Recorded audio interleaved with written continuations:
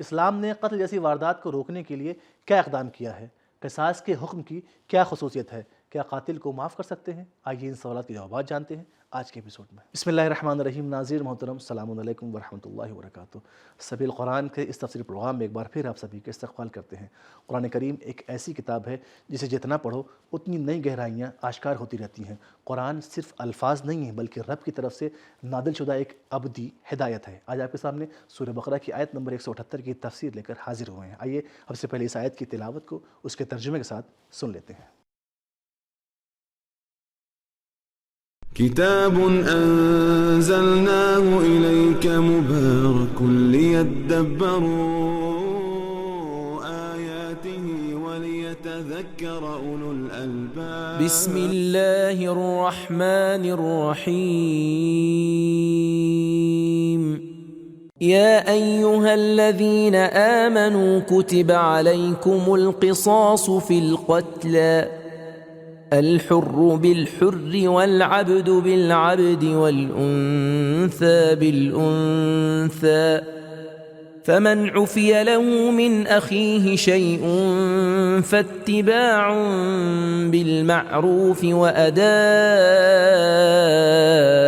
إليه بإحسان ذلك تخفيف من ربكم ورحمة فمن اعتدى بعد ذلك فله عذاب أليم۔ اے ایمان والوں، مقتولین کے بارے میں تمہارے لیے قصاص کا قانون اس طرح مقرر کیا گیا ہے کہ آزاد کے بدلے آزاد، غلام کے بدلے میں غلام اور عورت کے بدلے میں عورت۔ بس اگر کوئی اپنے دینی بھائی کی طرف سے معاف کر دیا جائے اور حکم قصاص خون بہا میں بدل جائے تو اسے چاہیے کہ پسندیدہ طریقے سے پیروی کرے اور دیت کی وصولی میں ادا کرنے والے کی حالت کو پیش نظر رکھے، اور قاتل بھی ولی مقتول کو اچھی طریقے سے دیت ادا کرے اور اس کی ادائیگی میں حیل و حجت سے کام نہ لے۔ یہ تمہارے پروردگار کی طرف سے تخفیف اور رحمت ہے، اور جو اس کے بعد بھی حکم کو نہ مانے تو اس کے لیے دردناک عذاب ہے۔ اس آیت میں رب کریم نے اپنے چاہنے والوں کے لیے، اپنے بندوں کے لیے کچھ اہم نکات رکھے ہیں۔ آئیے سن لیتے ہیں ان اہم نکات کو بھی۔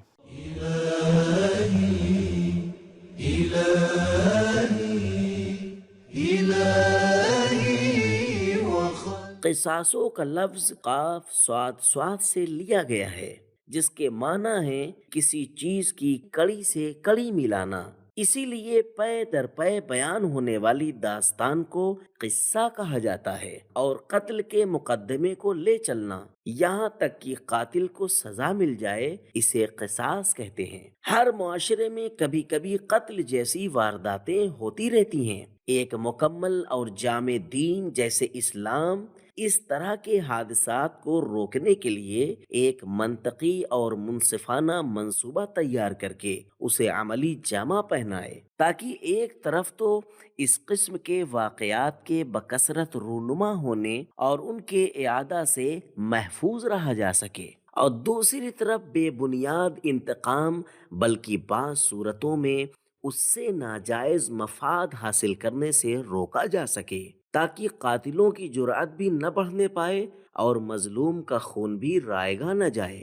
ظہور اسلام سے پہلے زمانے جاہلیت میں ایسے واقعات بھی رونما ہوئے ہیں کہ ایک شخص کے قتل کی خاطر پورے قبیلے کو خاک و خون میں تڑپا دیا جاتا اور طولانی جنگیں چھڑ جاتی، یا پھر خون بہا لینے یا معاف کر دینے کے بعد بھی انتقام کی آگ ٹھنڈی نہیں ہوتی تھی، اور انتقام کے طور پر قاتل کو موت کے گھاٹ اتار دیا جاتا تھا۔ اسلام نے اپنے پروگرام کے ذریعے جو آیت میں بیان کیا ہے، لوگوں کے خون کی حفاظت ہے، طرفین کی رضایت، انصاف اور سزا کو نظر میں رکھا ہے۔ البتہ قصاص کا قانون ایسا حکم الہی نہیں ہے جو قابل معافی یا درگزر نہ کیا جائے، بلکہ یہ ایک حق ہے جو مقتول کے وارثوں کے لیے ہے۔ وہ دیت لے کر یا نہ لے کر اپنے حق کو معاف کر سکتا ہے۔ سوال: قصاص کے قانون میں کیوں جنس تذکرہ نہیں ہوا؟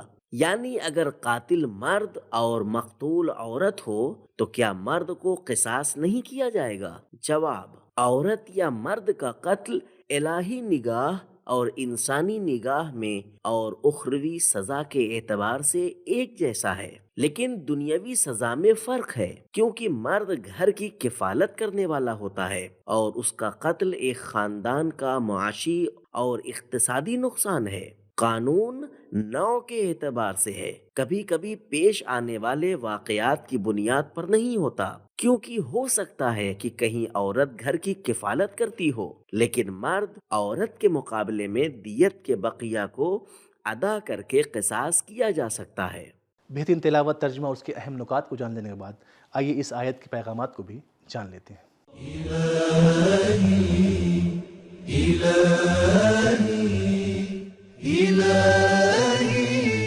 نمبر 1، قصاص کے قانون میں مساوات اور عدالت پر توجہ رکھی گئی ہے۔ نمبر 2، جدیت اور رحم و کرم دونوں کا ایک ساتھ ہونا ضروری ہے۔